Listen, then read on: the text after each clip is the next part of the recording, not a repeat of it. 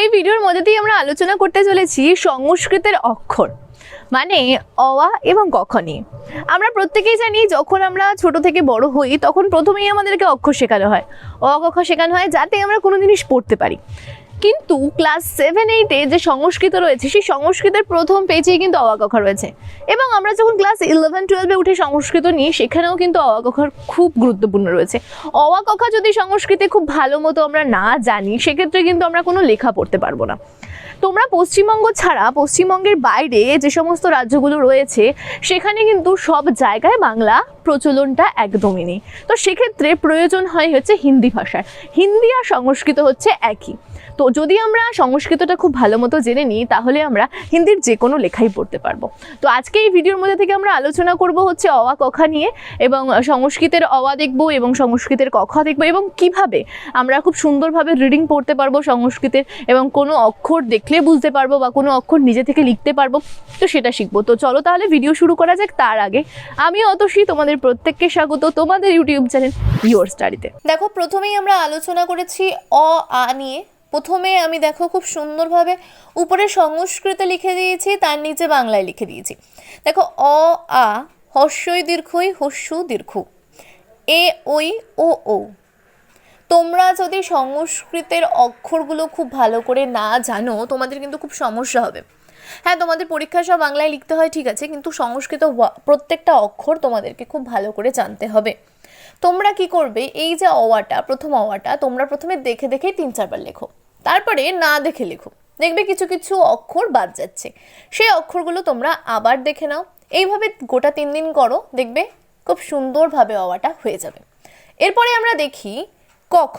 তোমরা ক খটা দেখতে পাচ্ছ, উপরে আমি প্রত্যেকটা সংস্কৃত লিখে দিয়েছি এবং নিচে বাংলা লিখে দিয়েছি। তোমরা হয়তো ক খটা দেখে অনেকে আমাকে কমেন্ট করবে যে এখানে উমো নেই, এখানে এটা নেই কেন, এখানে সেটা নেই কেন।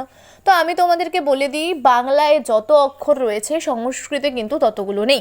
যেমন তোমরা প্রথম লাইনে হয়তো দেখতে পাবে ক খ গ ঘ উমো। সেই উমোটা সেটা সংস্কৃতে সেইভাবে ব্যবহার হয় না, এই অক্ষরটার ব্যবহার হয় না, তাই জন্য সংস্কৃতে উমোর সেরকম প্রচলন নেই, তাই আমি তোমাদেরকে দিইনি এখানে। তো তোমরা ক থেকে হ অবধি আছে, খুব ভালো করে খাতায় এটা দেখে দেখে লিখে নাও। লিখে নিয়ে খুব ভালো করে বারবার দেখে দেখে লেখো। আমি প্রথমে বারবার বলছি দেখে দেখে লেখো, 3-4 বার দেখে দেখে লেখো, তারপরে গিয়ে একবার না দেখে লিখবে।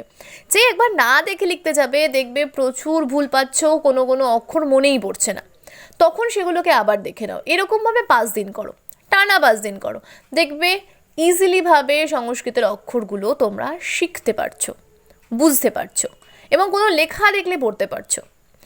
এর পরের যে স্টেজটা, তোমরা এরপরে কি করবে, এরপরে তোমাদের যে কাজ হলো সেটা হচ্ছে 10টা পশুর নাম, 10টা পাখির নাম, 10টা ফুলের নাম নিজেরাই খাতায় লেখো।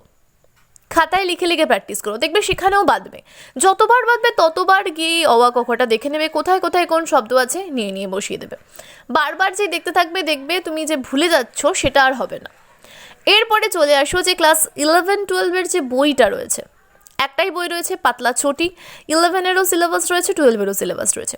ওখানে দেখবে সংস্কৃতে গল্প, গদ্য, পদ্য, নাটক সব রয়েছে। এবার সংস্কৃত পেজ খোলো, পেজ খুলে অ আ ক খটাকে পাশে নিয়ে পড়তে শুরু করো। দেখবে খুব ইজিলি, খুব সুন্দরভাবে পড়তে পারছো। যেইগুলো পড়তে পারবে না সেগুলো দেখবে পিছনের পেজে বাংলা লেখা আছে, বাংলা দেখে নাও। এইভাবে যদি তোমরা প্রত্যেকটা গদ্য পদ্য পড়তে থাকো দেখবে আর অ আ ক খ দেখার প্রয়োজন হচ্ছে না। যখন পরীক্ষার প্রশ্নপত্রটা হাতে পাবে চোখ বন্ধ করেই তোমরা বুঝতে পেরে যাবে এটা কি শব্দ, এটা কি শব্দ, এটা কি বলতে চেয়েছে, এটা কি লেখা আছে, বুঝতে পেরে যাবে। তো আশা করি ভিডিওটা দেখে খুবই উপকৃত হয়েছো।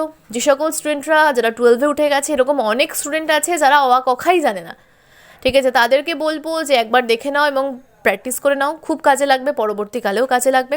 এবং তোমার যেসব বন্ধুবান্ধব রয়েছে যারা অ আ ক খ খুঁজছে তাদেরকেও শেয়ার করে দিও, যাতে ভিডিওটা সবার মধ্যে পৌঁছে যেতে পারে। যাদের সংস্কৃত রয়েছে তাদেরকেই ছড়াও, এবং অবশ্যই এত দূর দেখে থাকলে অবশ্যই ভিডিওটিকে লাইক করো। যদি কোনো প্রশ্ন থাকে নিচে অবশ্যই কমেন্ট বক্সে ব্যবহার করে জানাতে পারো যদি কোনো সমস্যা থেকে থাকে। এবং যারা যারা এখনও সাবস্ক্রাইব করোনি অবশ্যই চ্যানেলটাকে সাবস্ক্রাইব করো এবং চ্যানেলের সঙ্গে থাকো।